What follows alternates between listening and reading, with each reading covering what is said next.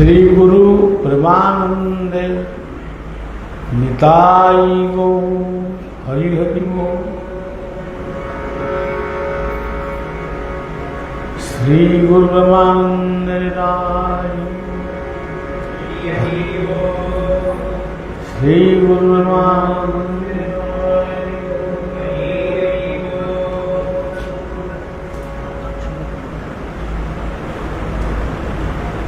शिशु अनंतर पवित्र क्षेत्र जो क्षेत्र अन्य एक नाम होउची परिवार तीर्थ। यही परिवार तीर्थ शिशु अनंतर क्षेत्र महानदी पाइका महानदी चित्तोत्पला पाइका ये तीनोटी नदीर मध्य भागरे यही पीठटी गढ़ी उठी। ये क्षेत्र स्वतंत्रता किछि आमे रखिनु। कहीं रखिनु तार कारण होउची सत्य यदि जणे तेरे आम मानक भितर जो विभिन्न उपासना सब चली सेगुड़िक केमिति अनेक अनेक हम सत्य तो जणे पुणी सत्य को केंद्र करी आहुरी अनेक नाम अनेक मत अनेक पंथ ये सब जो सृष्टि होउची ता द्वारा कौन होउची धर्म को आमे ठीक भावरे बुझी पारिबु। आपण माने निजे अनुभव कले जानी पारिबे आमे एठारे जेतिकी आमे बसीछे आमे किए को मसीहारे जन्म होइथिले क्यों गाँव जन्म होइथिले आमर बाप माँ आत्मीय स्वजन किए सब थिले आजी तांकरी भितरु केतक अछंती केतक नाहंती। जो माने नाहंती से माने क्यों स्थान को गले तार उत्तर बहुत थिले भी गोटे उत्तर यथा नदीनां बहवम्ब बेगा ये जो कथाटी गीतारे कहिचंती देखए जेते नद नदी प्रवाहे मिलंती जलदी लवण जले से मिशंती सोनाम गुण पास। यह जहा आम जन्म आम मृत्यु आम उत्पत्ति स्थिति और प्रलय सबु कथा गुड़िक से प्रत्येक कथा मध्य से आमे किछि भल जिनिस संग्रह कर ताकू आमे परिष्कार परिच्छन्न करी रखिलु तार चोपा फोपा सब छड़े धुआ धुई कलु जी ବ୍ୟବହାର ହେବା କଥା ସେ ହେଲା, ଯାହାକୁ ଆମେ ବ୍ୟବହାର କଲୁ ନା ତାକୁ ଆମେ ଅନ୍ୟ ଏକ ଜାଗାରେ ଫିଙ୍ଗିଦେଲୁ। ସେଇ ଯେଉଁ ଫିଙ୍ଗା ଜାଗାଟା ସେ ଯେ ମୂଲ୍ୟହୀନ ହେଇଗଲା, ପ୍ରକୃତରେ ସେଇଆ ନୁହେଁ। ସେ ଯେଉଁଠିକି ଗଲେ ବି ତାର ମୂଲ୍ୟ ନିଶ୍ଚିତ ଭାବରେ ବର୍ଦ୍ଧିତ ହେବ। ସେଇ ଅଳିଆ ପଦାରୁ ସୃଷ୍ଟି ହେଲା ସାର, ଖତ, ବିହନ ଏସବୁ ସୃଷ୍ଟି ହେଲା। ସେଇଠୁ ପୁଣି ଶସ୍ୟ ଶ୍ୟାମଳା ସବୁଜିମା ସୃଷ୍ଟି ହେଲା। ତେଣୁ ଇଏ ଦୁନିଆରେ କାହାର ମୃତ୍ୟୁ ଅଛି ବୋଲି ଯଦି ଭାବିବା, ଆମେ ଏମିତି ଗୋଟେ ଭାବିଦେବା ଆମର ତ ମୃତ୍ୟୁ ଅଛି, କିନ୍ତୁ ପ୍ରକୃତରେ ମୃତ୍ୟୁ କାହାର ନାହିଁ। ଯାହାକୁ ଆମେ ମୃତ୍ୟୁ ବୋଲି କହୁଛୁ ସେ ହେଉଛି ଦେହର ପରିବର୍ତ୍ତନ, ଘଟର ପରିବର୍ତ୍ତନ। ଘଟ ଛାଡ଼ିକିରି ଗୋଟିଏ ଘଟକୁ ଛାଡ଼ିକିରି ଆଉ ଗୋଟିଏ ଘଟକୁ ସେ ଯାଉଛି। ଏଠି ଯାହା କରିଥିଲା ସେ ଏଇଠି ରହିଗଲା, ଯେଉଁଠିକି ଯିବ ସେଠି ଯାହା କରିବ ସେ ସେଇଠି ରହିବ। ତେଣୁ ମୃତ୍ୟୁଟାକୁ ଆମେ ଏତେ ଭୟ କରିବା ଉଚିତ ନୁହେଁ, କିନ୍ତୁ ତଥାପି ମୃତ୍ୟୁ ହେଉଛି ଆମର ଗୋଟେ ସତର୍କ ଘଣ୍ଟି। এই ମୃତ୍ୟୁ ରୂପକ ସତର୍କ ଘଣ୍ଟି ଆମକୁ ପ୍ରତ୍ୟେକ ସମୟରେ ସିଏ ତାର ସମୟର ଘଣ୍ଟି ବଜେଇ ସିଏ ଆମକୁ ଜଣାଉଛି ଯେ ତୁ ଜନ୍ମ ହେଇଥିଲୁ ଏଇ ମସିହାରେ, ତତେ ହେଲାଣି ବର୍ତ୍ତମାନ ଏଇ ମସିହା। ତୁ ଏ ସଂସାରରେ କେତୋଟି ମସିହା ଭୋଗ କରିବୁ ତୁ ବି ଜାଣିବୁ। ଏଇ କଥାଟାକୁ କେବଳ ଆମେ କହୁଛୁ, ଆୟୁଷ ବୃଦ୍ଧି ହେଲା କମିଗଲା, ଏଇ ହେଉଛି କଥା। ତେବେ କଥାଟି ହେଉଛି ପ୍ରତ୍ୟେକ ଜିନିଷର ଗୋଟେ ତତ୍ତ୍ୱ ଜିନିଷ,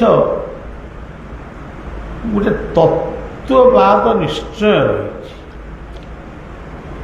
ତାକୁ ଯଦି ଆମେ ଠିକ୍ ଭାବରେ ଦେଖିବା ବା ତାକୁ ବୁଝିବା, ଦେଖିବା ନୁହେଁ ବୁଝିବା, ତାହେଲେ ମଧ୍ୟ ଅନେକ ଭ୍ରାନ୍ତି ଆମ ଭିତରୁ ଚାଲିଯିବ।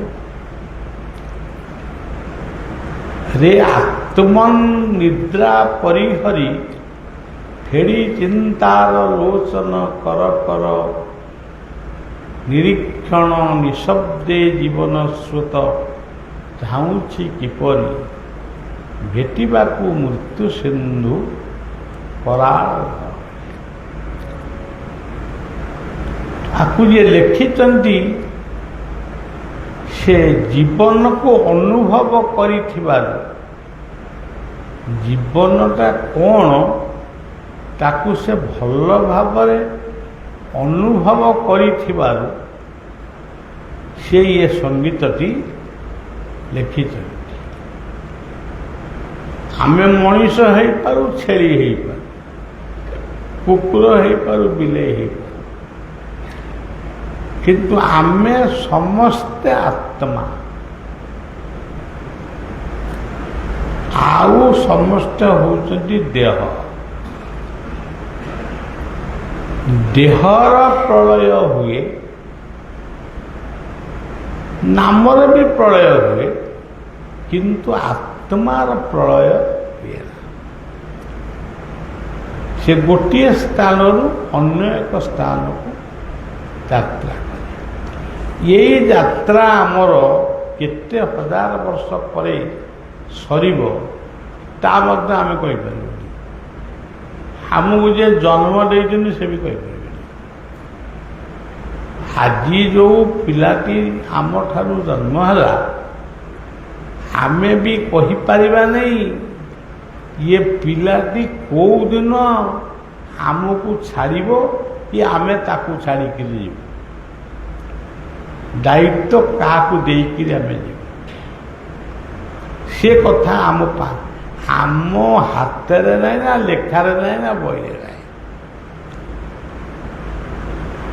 ତେଣୁ ଜୀବନକୁ ସବୁବେଳେ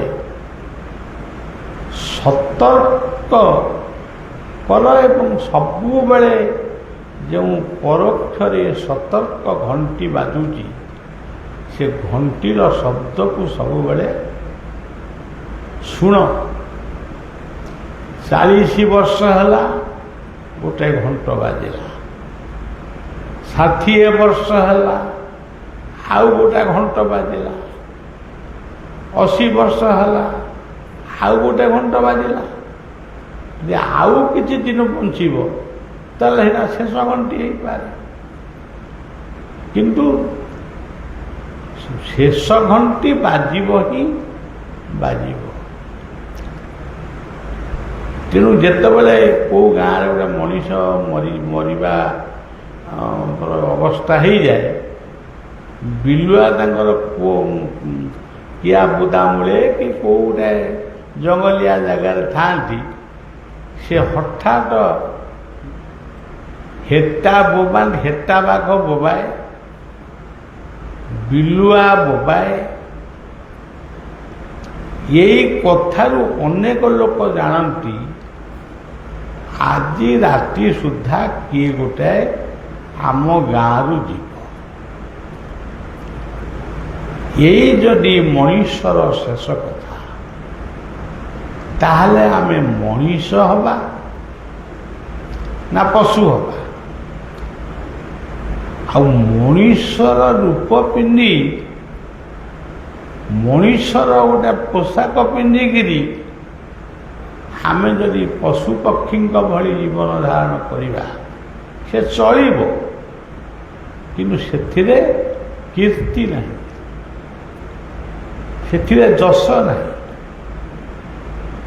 ଯଶ ଅଛି, କୀର୍ତ୍ତି ଅଛି କେବଳ ମଣିଷ ରୂପରେ, ମଣିଷ ଭିତରେ।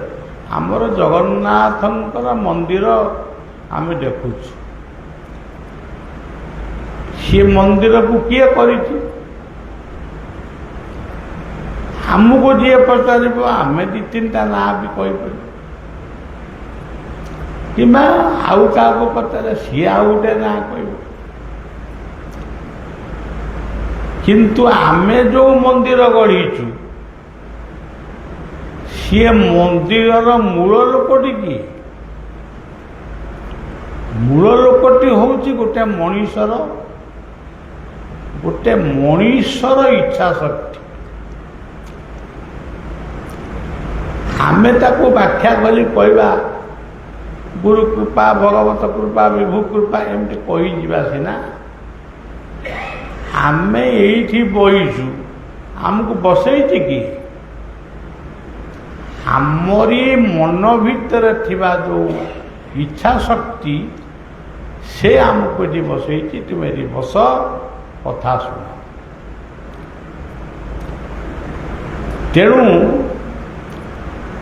କୁହାଗଲା ମନ୍ନାଥ ଶ୍ରୀ ଜଗନ୍ନାଥ। ପୁରୀ ଦେଉଳକୁ କିଏ ଗଢ଼ିଛି? ଆପଣମାନେ ନିଶ୍ଚିତ କହିବେ କିଏ ଗଢ଼ିଛି, କିଏ ଗଢ଼ିଛି, କିଏ ଗଢ଼ିଛି କହି କହି ଶେଷରେ କହିବ ରାଜା ଇନ୍ଦ୍ରଦମ୍ନ ଗଢ଼ିଛି। କିଏ କହିବ ଆଉ ଗାଲୁ ମାଧବ ଗଢ଼ିଛି, କିଏ କହିବ ଯଯାତି ଗଢ଼ିଛି, କିଏ କହିବ ଗଙ୍ଗବଂଶର ରାଜା ଚୋଡ଼ଙ୍ଗ ଦେବ ସେ ଗଢ଼ିଛନ୍ତି, କିଏ ବି କହିପାରେ ବିଶ୍ୱାବସୁ ଗଢ଼ିଛନ୍ତି। ଏମିତି ନାନା ମୁନିନାମ ମତୋପି ଭିନ୍ନ ନାନା ମୁନିଜସ୍ୱ ମତୋପି, କିନ୍ତୁ ପ୍ରକୃତରେ ଗଢ଼ିছে କିଏ? ଯିଏ ଗଢ଼ିଛନ୍ତି ସିଏ ଗୋଟେ ମଣିଷ ନୁହେଁ, ସିଏ ହେଉଛି ଗୋଟିଏ ଅଦୃଶ୍ୟ ସତ୍ତା, ଯାହାକୁ ଦେଖି ହେଉନି, ଧରି ହେଉନି, ବ୍ୟବହାର ମଧ୍ୟ କରି ହେଉନି, କିନ୍ତୁ ସିଏ ହିଁ ଏ ଜଗତକୁ ଗଢ଼ିଛନ୍ତି। ଜଗତ ପାଇଁ ସୂର୍ଯ୍ୟଙ୍କୁ ଗଢ଼ିଛନ୍ତି, ଚନ୍ଦ୍ରମାଙ୍କୁ ଗଢ଼ିଛନ୍ତି, ସେଇ ଗଢ଼ିଛନ୍ତି ମଣିଷକୁ, ସେଇ ଗଢ଼ିଛନ୍ତି ମନ୍ଦିରକୁ, ଆଶ୍ରମକୁ, ସବୁକୁ ସେଇ ଗଢ଼ିଛନ୍ତି। ସିଏ ହେଉଛନ୍ତି ସୃଷ୍ଟିର ନିର୍ମାଣକର୍ତ୍ତା। ସେଥିପାଇଁ ହିନ୍ଦୁ ସେମାନଙ୍କୁ ସମ୍ବୋଧନ କରେ ବିଶ୍ୱକର୍ମା। ଆମେ ପ୍ରାୟ କହୁ ବିଶ୍ୱକର୍ମା, ବିଶ୍ୱକର୍ମା ଗୋଟେ ଅଲଗା, ବ୍ରହ୍ମା ଗୋଟେ ଅଲଗା, ଇଏ କଥା ବି ମୋ ମନକୁ ଯାଏନି। ଯିଏ ଗଢ଼ିଛନ୍ତି ଏ ଦୁନିଆରେ ଯଦି ଜଣେ ସତ୍ୟ ଥାଏ, ସେ କିଏ? ସିଏ ସିନା ପରମ ଆତ୍ମା। ଆଉ କିଏ ଗଢ଼ିଛି? ଏଇ ଯେଉଁ ଶିଶୁ ଅନନ୍ତଙ୍କର ଗୋଟେ ସ୍ଥାନ ଆମେ ପୂଜା କରୁଛୁ, ଯଦି ଆପଣ 50 ବର୍ଷ ତଳକୁ ଚାଲିଯିବେ, 60 ବର୍ଷ ତଳକୁ ଚାଲିଯିବେ, ଇଏ ମୋ ଯେଉଁ ଶିଶୁ ଅନନ୍ତ ଇଏ କେମିତି ଥିଲେ? ନାଗଫେଣିଆ କଣ୍ଟା ଥିଲା, କଣ୍ଟେଇ କୋଳି ଗଛ ଥିଲା, ଦୟା ଗଛ ଥିଲା, ଆଛୁ ଗଛଟିଏ ଥିଲା, ନାଗଫେଣିଆ କଣ୍ଟା ଥିଲା, ହଜାର ହଜାର ସାପଙ୍କର ଡିମ୍ବ ଥିଲା। ସେଇ ତ ଆଦି ଶିଶୁ ଅନନ୍ତ। କ'ଣ ଶିଶୁ ଅନନ୍ତ ଆସିକିରି ତାଙ୍କ ପାଖରେ ପହଞ୍ଚିଲେ ମୋତେ ଏଇଠି ପୂଜା କର? ତାଙ୍କୁ କ'ଣ ପୂଜା କେହି କରୁନଥିଲେ, ଏଇଠି ପୂଜା ପାଇଲେ? ତେଣୁ ମଣିଷର ଇଚ୍ଛା ଶକ୍ତି, ମୁଁ ଏଇଠି ପୂଜା କରିବି, ଏଇ ନାମରେ ପୂଜା କରିବି, ଏଇ ମନ୍ତ୍ରରେ ପୂଜା କରିବି, ଏଇ କାରିଗର ଦ୍ୱାରା ମୁଁ ପୂଜା କରିବି, ଏ ହେଉଛି ଦୃଢ଼ ସଂକଳ୍ପ, ଜୀବନର ଦୃଢ଼ ସଂକଳ୍ପ। ସଂକଳ୍ପକୁ ଆମେ ସାକାର କରି ଆମେ ଗୋଟେ ଶାନ୍ତି ଲାଭ କରୁଛୁ। କିଏ ଯଦି ଆସି କହିବ ଏଗୁଡ଼ା ହୁଙ୍କାଦାର କ'ଣ ପୂଜା କରୁଛ, ଯଦି ମୋ ଆଗରେ କିଏ କହିବ ହୁଙ୍କାଦାର କାହିଁ ପୂଜା କରୁଛ, ଗୋଟେ ଲୋକଟା ମୋତେ କହିଲା ଥରେ, ବହୁତ ଦିନ ତଳେ, ଆଉ କେଉଁଠି ଶିଶୁ ଅନ୍ତ ବାହାରି ପାରିଲେନି, ଏ ଗହିର ଭିତରେ ଗୋଟେ ହୁଙ୍କା ଭିତରେ ବାହାରିଲେ। ବୋଲେ ଆପଣ ହୁଙ୍କାକୁ ଗବେଷଣା କରିଛନ୍ତି? ନା, ମୁଁ ମାନେ ତାଙ୍କ କହିବା କଥା ହେଉଛି ମୁଁ ଜଣେ ଶିକ୍ଷିତ ଲୋକ, ମୁଁ ଜଣେ ମାମଲତକାରିଆ ଲୋକ, ମୁଁ ଜଣେ କୁହାଳିଆ ଲୋକ, ମୁଁ ପୁଣି ହୁଙ୍କାକୁ ରିସର୍ଚ୍ଚ କରିନି, କିନ୍ତୁ କିଛି ରିସର୍ଚ୍ଚ ସେ କରିନି। ଆପଣ ଲୋକେ ହୁମ୍ କହିଲେ ସିଏ ହେଉଛନ୍ତି ହରି। ହରି ଶବ୍ଦର ଅର୍ଥ ହେଉଛନ୍ତି ମର୍କଟ। ଯିଏ ମର୍କଟ ରୂପରେ ଆବିର୍ଭାବ ହେଇଥିଲେ, କିନ୍ତୁ ସେ ମର୍କଟ ନୁହନ୍ତି, ସେ ରୂପଟା ମର୍କଟ ଥିଲା। ତେଣୁ ସେଇ ଗୋଟାକ ହେଉଛନ୍ତି ହୁମ୍। କାଟି କ'ଣ? ତା କହିଲେ ଶରୀର। ଇଏ ପୃଥିବୀରେ ଯେତେ ପ୍ରକାର ଶରୀର ସବୁ ରହିଛି, କେହି ତାକୁ ସମ୍ପୂର୍ଣ୍ଣ ଲିଷ୍ଟ କରିପାରିବେନି। ଏତେ କଥା ସେ ବିଶ୍ୱକର୍ମା ଗଢ଼ିଛନ୍ତି। ସେଇ ଯେଉଁ ହୁଙ୍କାକୁ ଭଲ ପାଇ ଗୋଟେ ଭାବନା ସୃଷ୍ଟି କରି ସେଇଆକୁ ଆମେ ଶିଶୁ ଅନନ୍ତ କି କ'ଣ ଗୋଟେ କହିକି ପୂଜା କରୁଛୁ। ସେଥିରୁ କ'ଣ ମିଳିବ? ଆମେ ଯଦି କହିବୁ ନାହିଁ ଆମେ ଶିଶୁ ଅନନ୍ତ ଆଉ କାଲିଠୁ ଡାକିବୁନି, ଆମେ ଆମର ତାଙ୍କୁ ରାମଚଣ୍ଡୀ ବୋଲି ଡାକିବୁ। ଡାକ, ରାମଚଣ୍ଡୀ ରୂପରେ ବି ଆସିବେ। ମାନିଲେ ଠାକୁର, ନ ମାନିଲେ କୁକୁର। ତେଣୁ ଆପଣଙ୍କ ନାସାଗର ଦ୍ୱାରରେ ଏଇ ହୁଙ୍କାର ଗର୍ଜନଟି ରହିଛି। ଇଏ ହେଉଛି ଶବ୍ଦ ବ୍ରହ୍ମ। ଏବଂ କା କହିଲେ ଆଖି କାନ ନାକ ପାଟି ସବୁ ମିଶିକିରି କା। ତେଣୁ ଆପଣ ବା ନିଜେ ଗୋଟେ ହୁଙ୍କା, ଆପଣ କ'ଣ ଆକୁ କହୁଛନ୍ତି ହୁଙ୍କା? ଆଉ ଯଦି ଆପଣ ଜଣେ ଇଞ୍ଜିନିୟର କି ଜଣେ ଭଲ ଶିକ୍ଷିତ ଲୋକ ଯଦି ଦେଖିବାକୁ ଚାହିଁବେ, ଗୋଟେ ହୁଙ୍କାକୁ ହାଣିଲେ ଅସଂଖ୍ୟ କୋଠରୀ, ଏତେ କୋଠରୀ କୋଉ ରାଜମିସ୍ତ୍ରୀ ପୃଥିବୀରେ କରିନି। ଏହି ପୃଥିବୀରେ ଅନେକ କୋଣାର୍କ ମନ୍ଦିର ଗଢ଼ା ହେଇଛି, ଶ୍ରୀମନ୍ଦିର ଗଢ଼ା ହେଇଛି, ଅନେକ କଥା ହେଇଛି। କିନ୍ତୁ ଏମିତି ହୁଙ୍କା ଭଳିଆ ଆଉ କୋଉଠି ମନ୍ଦିର ନାହିଁ। କୋଉଠି ମନ୍ଦିର ଯୋଉଟା ମୋତେ ଦେଖେଇଦେବେ। ଗୋଟେ ହୁଙ୍କା ଭିତରକୁ ଆପଣ ଦେଖିବେ, ଏଡ଼ିକି ବକଟେ ଗୋଟେ ଜାଗାରେ ହଜାର ହଜାର କୋଠରୀ ଘର ସବୁ ତିଆରି ହେଇଛି। ସେ କାହିଁକି ତିଆରି ହେଇଛି? ସେ ହୋଟେଲ। ଇଏ କୋଠରୀରେ ରାଜା ରହିବେ, ଇଏ କୋଠରୀରେ ରାଣୀ ରହିବେ, ଇଏ କୋଠରୀରେ ମନ୍ତ୍ରୀ ରହିବେ। ତାଙ୍କ ଭିତରେ ବି ବଣ୍ଟାବଣ୍ଟି ହେଇଛନ୍ତି। ସୈନ୍ୟ ସାମନ୍ତ ମାନେ ଏଇ କୋଠରୀ ଭିତରେ ରହିବେ। ଏଇ ଯେଉଁ ଅପୂର୍ବ ବୈଚିତ୍ର୍ୟପୂର୍ଣ୍ଣ ଏଇ ଯେଉଁ ବିଭବ, ଏଇ ପୃଥିବୀକୁ ଛାଡ଼ିଲେ ଆଉ କେଉଁ ପୃଥିବୀରେ ଅଛନ୍ତି? ଅନେକ ତ ଗଲେଣି, ଚନ୍ଦ୍ର ଗଲେଣି, ମଙ୍ଗଳ ଗଲେଣି, ସୂର୍ଯ୍ୟ ଗଲେଣି। କେଉଁଠି ଗୋଟେ ହୁଙ୍କା ଦେଖିଛନ୍ତି କି? ତାଙ୍କୁ ପଚାରିବେ, ଯିଏ ଜାଣିକିରି ଫେରିଲେଣି ତାଙ୍କୁ ଗୋଟେ ଚିଠି ଲେଖିକି ପଠାନ୍ତୁ, ଆପଣ ହୁଙ୍କା ଦେଖିଛନ୍ତି କି ଚନ୍ଦ୍ରମଣ୍ଡଳରେ?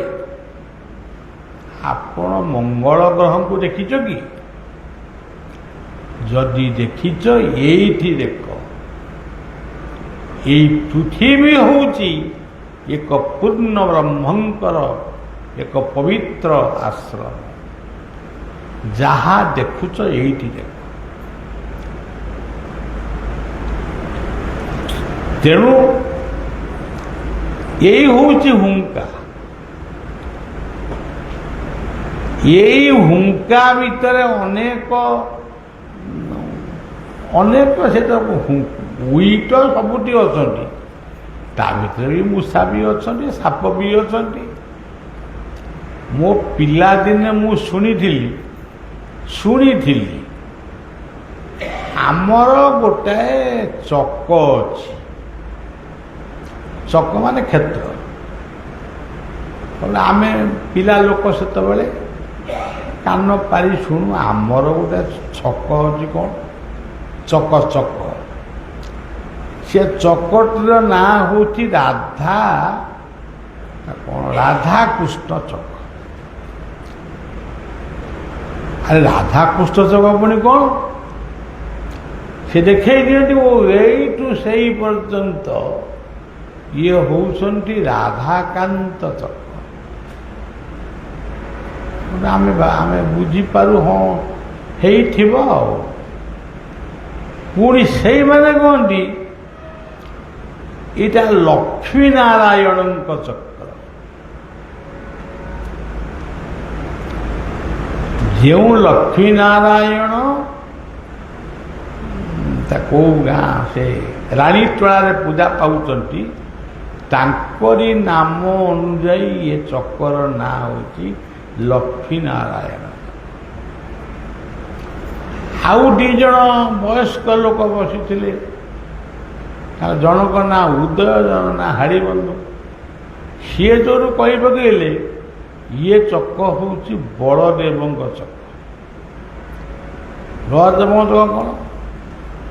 ଯିଏ ବଳଦେବଙ୍କ ପାଖକୁ ଭୋଗ ନେଇ ଯାଇପାରୁନଥିଲେ ସେ ଏଇଠି ଭୋଗ କରୁଥିଲେ। ତେଣୁ ବିଚିତ୍ର କର୍ମାଙ୍କର ବିଚିତ୍ର ସୃଷ୍ଟିରେ ଇଏ ସବୁ ହେଉଛି ବିଚିତ୍ର।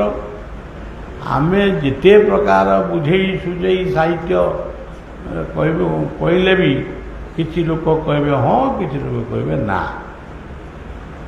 ତେବେ ଆମେ ଆଉ କ'ଣ କହିବା? ଯେ ନା କହିବ ତାଙ୍କ ନାଁରେ କ'ଣ କେସ୍ କରିବୁ ନା କ'ଣ କହିବୁ? ତେଣୁ ଏଇ ପବିତ୍ର ଶିଶୁ ଅନନ୍ତଙ୍କର ଆବିର୍ଭାବ କ'ଣ ପାଇଁ?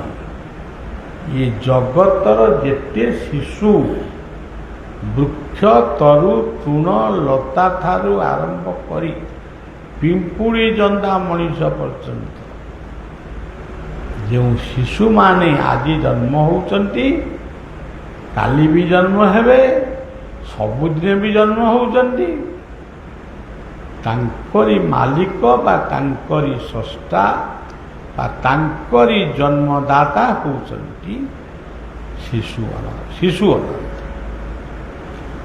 ତେଣୁ ସେଥିପାଇଁ ଆମେ ଶିଶୁ ଅନନ୍ତଙ୍କୁ ଏମିତି ଗୋଟେ ବ୍ୟାଖ୍ୟା କରି ବଡ଼ କରିବାକୁ ଚାହୁଁନୁ। ଏଠି କେତେ ଲୋକ ମେଡ଼ିକାଲରୁ ଫେରିକିରି ଆସିକିରି ମଧ୍ୟ 15 ବର୍ଷ 20 ବର୍ଷ ପରେ ଯଦି ଆପଣଙ୍କୁ ମୁଁ ଠିକଣା ଦେବି, ଫୋନ୍ ନମ୍ବର ଦେବି, ଆପଣ ପଚାରିବେ ଆପଣଙ୍କର ପୁଅ ଝିଅ ଥିଲା, ବିବାହ ହେବାର କେତେ ବର୍ଷ ପରେ ତୁମେ ପୁଅ ପାଇଲ, ଝିଅ ପାଇଲ? କିଏ କହିବ 15 ବର୍ଷ ପରେ, କିଏ କହିବ 20 ବର୍ଷ ପରେ। ଏଇ ଅଞ୍ଚଳରେ ପାଇଛନ୍ତି, ସେ ପିଲାଗୁଡ଼ାକ ବଞ୍ଚିଛନ୍ତି। ତେଣୁ ଯାହାର ମହିମା ଏତେ ସୁନ୍ଦର, ଯାହାଙ୍କର ମହିମା ଭିତରେ ପୂରି ରହିଛି ଅନେକ ବୈଚିତ୍ର୍ୟ, ଅନେକ ବୈଭବ। ଏ କି ବୈଭବ ଦେଖାଉଛ? ମୋର 25 ଏକର ସମ୍ପତ୍ତି, ମୋର 10ଟା ସୁନା ଦୋକାନ, ମୋର 2ଟା ମଦ ଦୋକାନ, ମୋର 6ଟା ଗାଡ଼ି। ଇରେ ତୁ କି ଗାଡ଼ି କରିଛୁ ଦେଖିଛୁ? ତୁ କେଇଟା ବର୍ଷ ହେଲା ଜନ୍ମ ହେଇ ଏତେ କ'ଣ ଗପୁଛୁ? ତୁ କିଛି ଦେଖିନା, ତୁ ହଉଛୁ ଅନ୍ଧ। ତୁ ବର୍ତ୍ତମାନ ଯାହା ଦେଖୁଛୁ ସେତିକି କହ। ଏଣେ ତେଣେ ବଜାରି ଛତରାଙ୍କ ଭଳିଆ ଗପରା। ଆଜି ତୁ ଏଠି କହୁଛୁ, କାଲିକି ଥିବୁ କି ନାହିଁ ଜଣା ନାହିଁ। ତୁ କ'ଣ ଏତେ ଗପିବୁ? ତୁ ଗପର ମୂଲ୍ୟ କ'ଣ ଅଛି? କିନ୍ତୁ କର୍ମ ହେଉଛି ଜୀବନର ଶ୍ରେଷ୍ଠ। କର୍ମ ହିଁ ପ୍ରକୃତରେ ପୂଜା।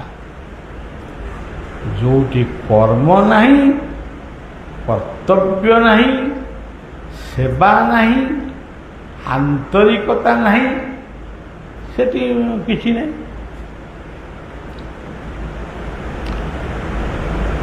ମୋତେ ଯିଏ ପଚାରେ, ବାବା ଆପଣ ରାତି ଯାକ ତ ଶୋଇପାରନ୍ତି ନାହିଁ, ପ୍ରକୃତ ମୁଁ ଶୋଇପାରେ କି? ଏବେ କ'ଣ ଟିକେ ବେଶୀ ନିଦ ହେଉଛି? ନାଇଁ ଶୋଇପାରେ ନା। କେମିତି କ'ଣ ରାତିରେ?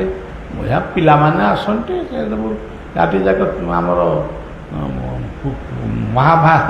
ମହାଭାରତରୁ ଆମେରିକା ପର୍ଯ୍ୟନ୍ତ କଥା ଚାଲିବ। ହଉ ଚାଲେ ଆଉ। ନିଦ ହେଇଗଲେ ସେ ସବୁ, ନିଦ ହେଇଗଲା ପରେ ବି ସେ ରହନ୍ତି। କ'ଣ ଆଶ୍ରମର ସବୁଯାକ ଲୋକ ଆପଣଙ୍କ ପାଖରେ ରହନ୍ତି? ମୁଁ କହିଲି ନା ନା, ସେମିତି କ'ଣ ହୁଏ? 4-5ଟି ଖଣ୍ଡେ ଲୋକ ଥାଆନ୍ତି। ଆଉ ସବୁ କୁଆଡ଼େ ଗଲେ? ଆଉ ସବୁ ଗଲେ କୁଆଡ଼େ? କାଳେ ଆମକୁ ସେବା କରିବାକୁ ପଡ଼ିବ, ତେଣୁ ଟିକେ କଣେଇକିରି ଅନେଇ ଛୁ। ଯଦି ମୁଁ ମୋ ଆଖିରେ ପଡ଼ିଯିବି, ସେ ମୋତେ କହିବେ କାଳେ ସେବା କରିବୁ। ଏଇ ଭକ୍ତିକୁ ନେଇ କେହି କେବେ ଭକ୍ତ ହେଇପାରେ ନା। ଗୁରୁ ଭକ୍ତି,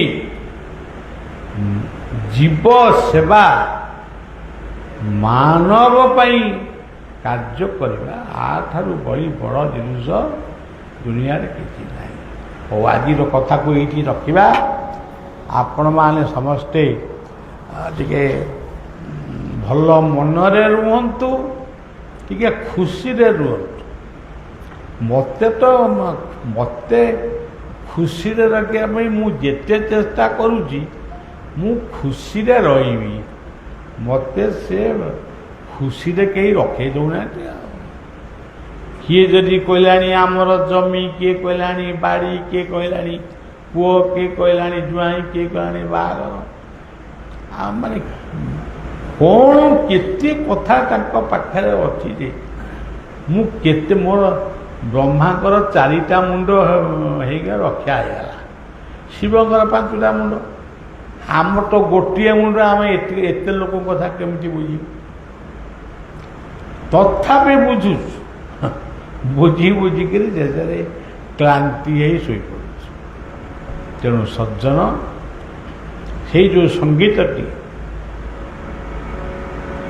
ସପନ ଯେତେ ଦେଖୁ ବାଇଆ, ସକାଳେ ଯାଏ ଦୂରେ।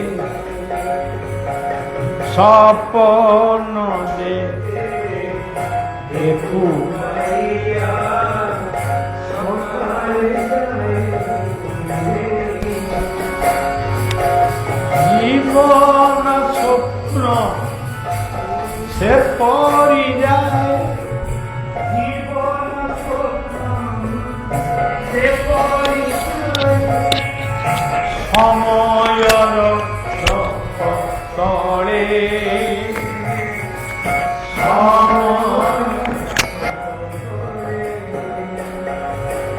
স্বপন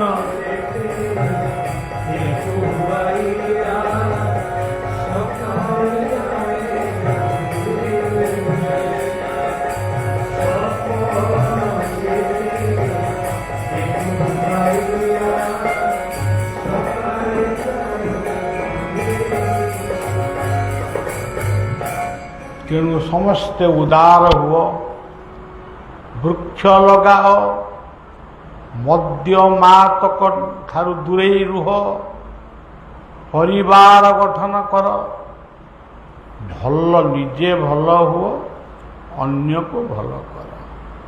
ଏତିକି କହି ମୋର କଥାକୁ ମୁଁ ଏଇଠି ବିଶ୍ରାମ